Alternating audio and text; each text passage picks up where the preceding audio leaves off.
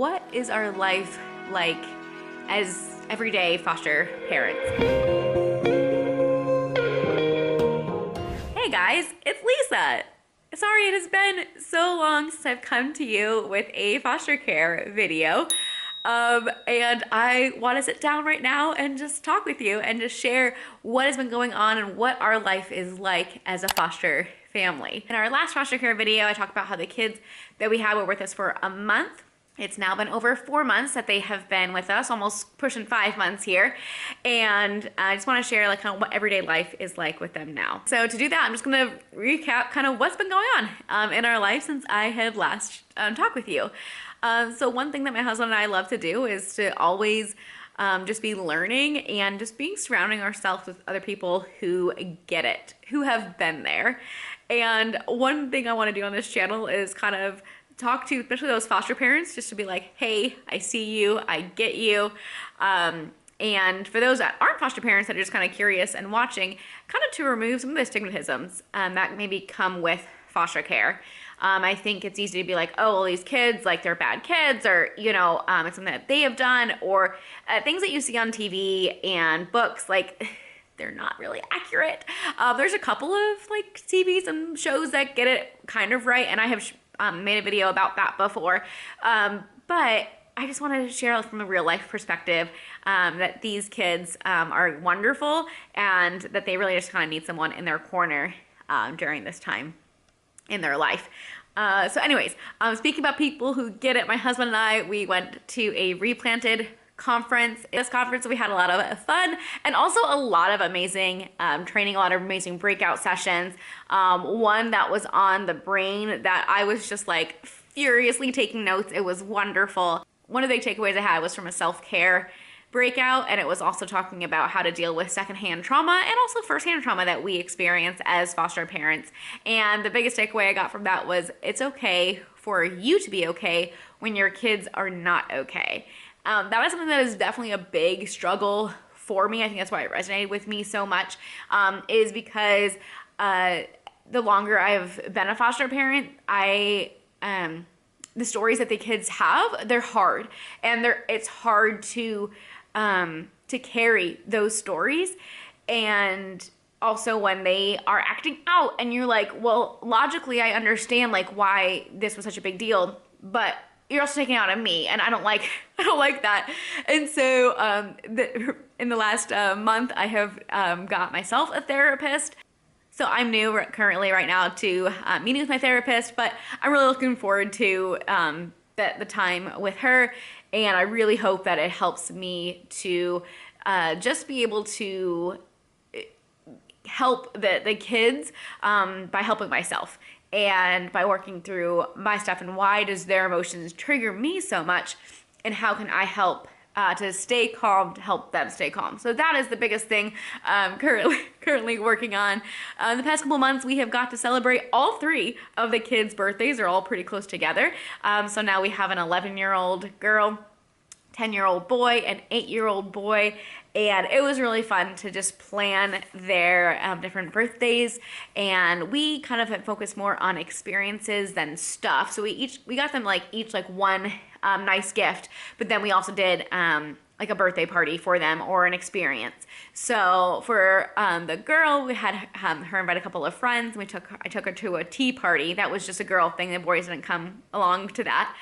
And for one of the boys, he really wanted to do this gaming lounge that's close to us. It has a Nerf gun war, 3-point challenge, virtual reality, and that was fun to do. Another kid wanted to go to Chuck E. Cheese, and I didn't realize until the end of our time there, that was actually their very first time in Chuck E. Cheese, and they loved it. It was definitely overstimulating. Oh my goodness. Actually, the gaming lounge was more overstimulating just because I think it was more loud than Chuck E. Cheese. Chuck E. Cheese, you can kind of go to the tables off to the sides and get away from the noise. But anyways, I was overwhelmed leaving there. So, it was fun to celebrate, but we had to kind of have a detox time as well. And I'm just so very thankful for many good friends that we have that have really just rallied around us as foster parents, and then are able to show what a healthy community is to kids, so they know that, oh, that is something that I can have in the future. For our holidays for Thanksgiving, we had a foster family that we know come over to our house, and that was just really wonderful. All of our family is out of town, and so like out of state, like 10 to 12 hours away by car, and so it was nice. We don't travel for Thanksgiving; we just travel for Christmas time. So it was nice to be able to spend some time with friends for Thanksgiving time. And then for Christmas, we just had a really good time here at the house.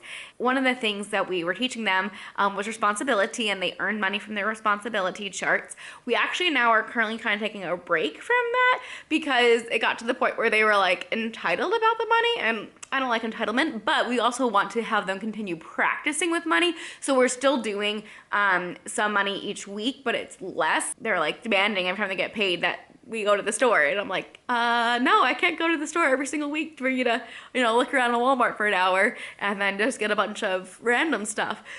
So yeah, with the help teaching them how to save up for money, and it's okay not to spend it right away. Yeah, leave me in the comments below, like, what has worked with you with helping teach your kids how to be responsible with money.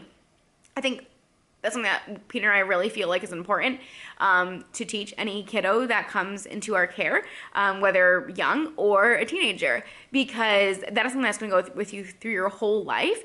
And if you can learn that just because you have money, you don't have to buy it, and if you learn how to shop smart when it comes to groceries, like I'll tell the kids,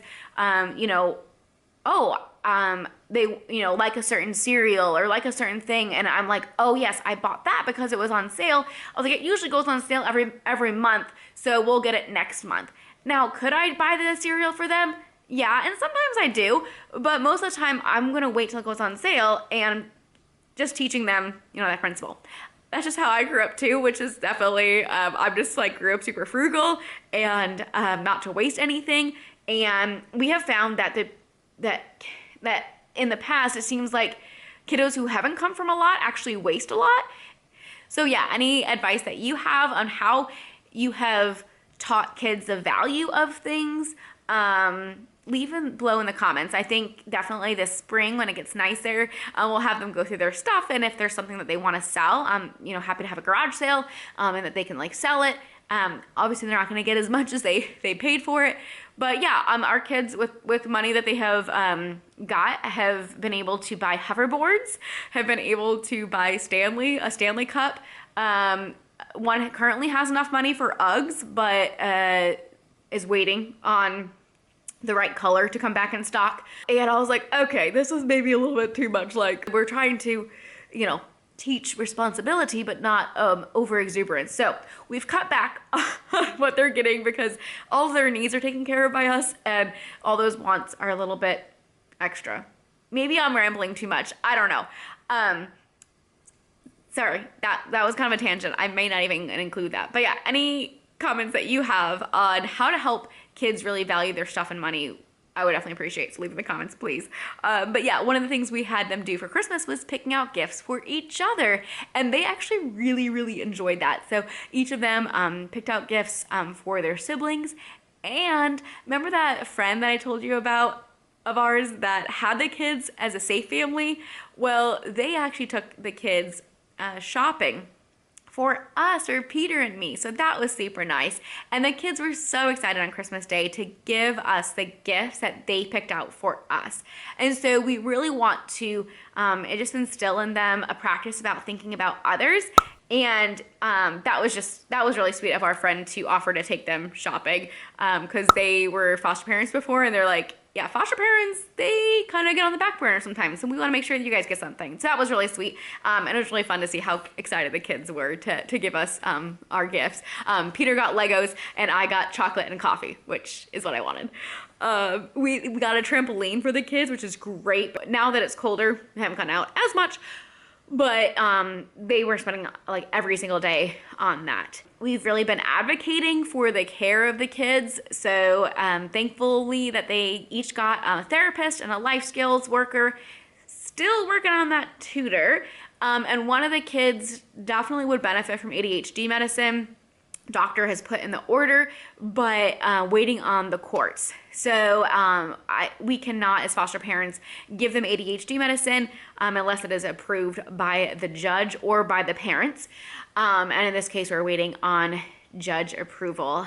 So that's been really difficult, especially because we've changed several things in our diet to be able to kind of help with the ADHD, but it's not enough.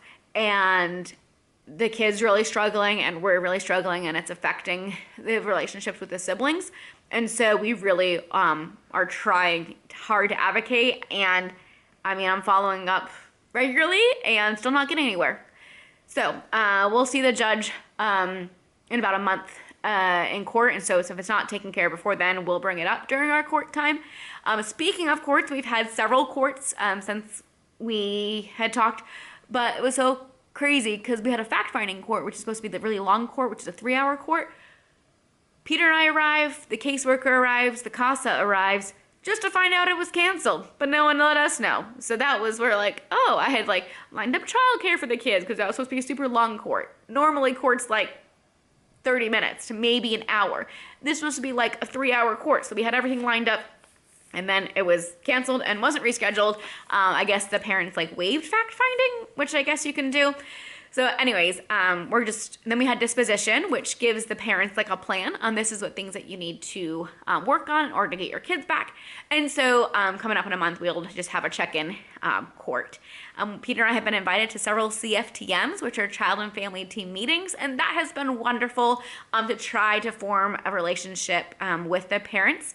They do have regular visits with their parents, and the very hardest time of the day for me is still homework time, but I think we finally figured out something that kind of works. And it was something that I just kind of had to let go of my schedule and my preferences. I prefer to eat around 5:30, but it's most beneficial if kids are able to get their homework done before dinner, because if they have homework and then dinner and then they have more homework, it makes the evening just really short and they don't get any downtime. So we now eat usually at 6, so that way they can get homework done ahead of time. And every kid is different, so you really need to figure out what is going to help that child succeed. Growing up, what I like to do was just come home and knock out my homework and get it done so I could have a really large chunk of time just to do what I wanted. And that doesn't work for these 3. What is best for them is to come home. I always have a snack ready for them at the table with water, and because it's been a while since they had lunch, probably like 4 hours since they had lunch. And so if they just try to go into homework without a snack, that wouldn't be good. So I have a snack, which I already had done before. But the new thing is 27 minutes of just free time doing whatever they want until they get to homework. And there's been a couple of times where I didn't feel like it was best to do 27 minutes first, and we just try to go right to homework. But you know what ends up happening? It ends up taking the same amount of time to do homework if we didn't have that 27 minutes. And you may ask, okay, why is it 27 minutes? Well, we had 25 minutes which is what I originally set, and I had taught the kids how to ask for compromises. It's something that is in the TBRI book, Connected Child or Connected Parenting, one of those two. And it's helping give kids control, but in a controlled way. And so they can respectfully ask for a compromise. If they ask without respect, the answer is always a no. If they ask with respect, sometimes it's yes and sometimes it's no. Say, hey, what if we start this new thing where when you come home and you have 25 minutes? And they said, well, and one of the kids was like, well, can I have a compromise? And I was like, well, what are you suggesting? And they said, what if we do 27 minutes? I said, okay. And maybe I said 30, and maybe then I brought it down to 27. I don't remember. There was some negotiating that happened. But it was nice because it gives them a sense of control, and it's only a couple extra minutes. So that is why we do 27 minutes. Very specific. We definitely live by timers with these 3. I have several different alarms that go off in the morning One of, okay, they have an alarm in their room that goes off to get up. But if they don't get up in those 10 minutes, then I go up to get them. And then, so I have an alarm on my phone for that. Then I have an alarm on my phone on when they need to start eating breakfast hereby. They have the option to eat at breakfast at school. And so we found that if they are still dialing in the morning, if they don't start the breakfast on time, they're going to miss the bus. So option to start breakfast, that's one alarm. Another alarm is time to brush teeth and start getting your shoes, coats, gloves if it's too cold, backpacks, all that. Oh, and before they sit down at the breakfast table, they need to have all of that stuff by the door. Otherwise, we're spending 10 minutes trying to find the shoes. So so then that's one alarm, and the next alarm is walk out the door. Well, today the alarm went off, walk out the door. They didn't walk out the door, and I was like, hey guys, that alarm was to walk out the door.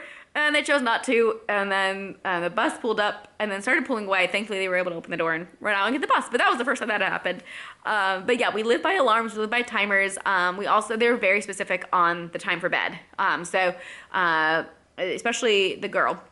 And so, her bedtime currently is 8:20. Sometimes it changes based on, what is going on, if they were able to get up or if they need more sleep.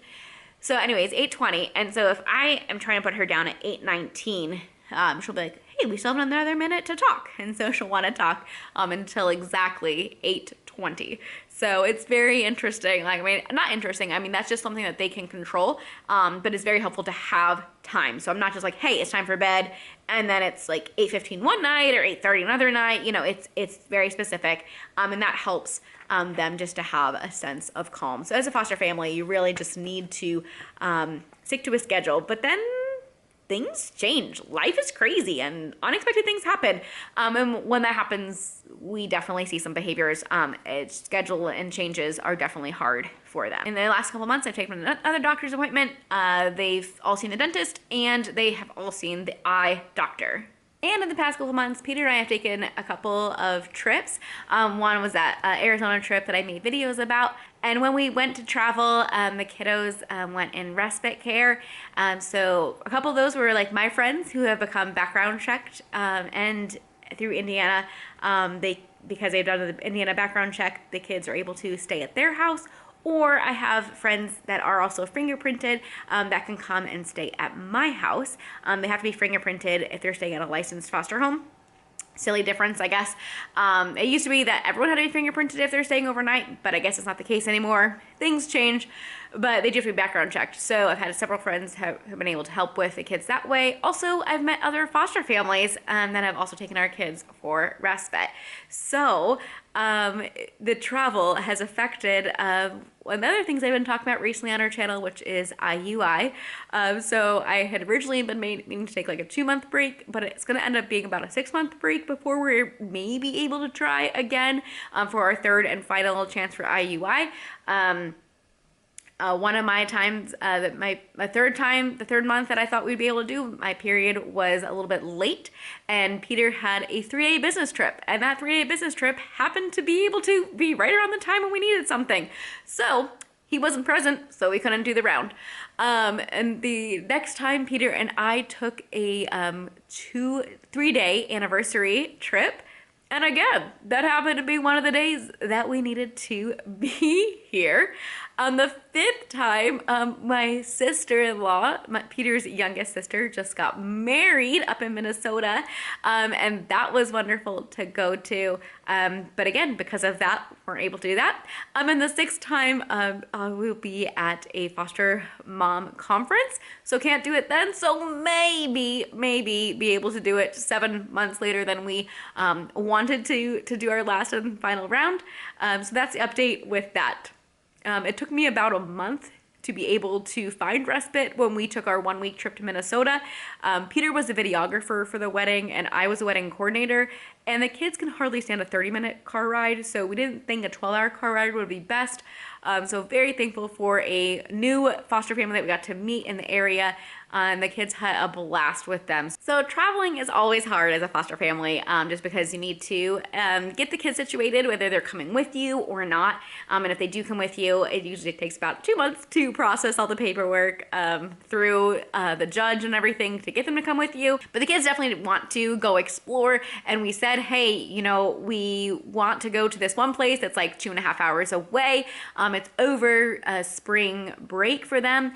It is out of state, but we can go as long as it's under 48 hours. We can go out of state as long as we just notify their caseworker.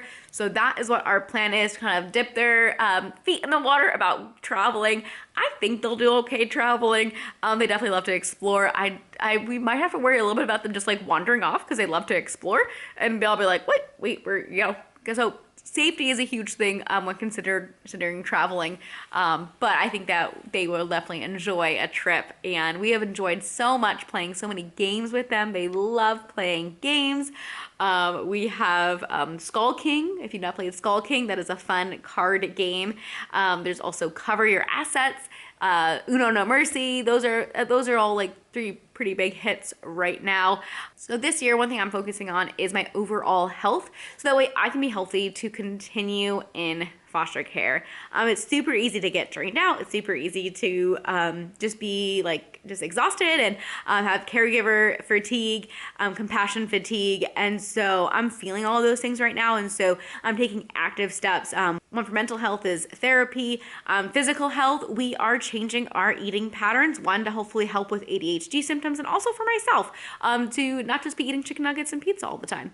And also physical exercise. I have not been as good as I have wanted to be.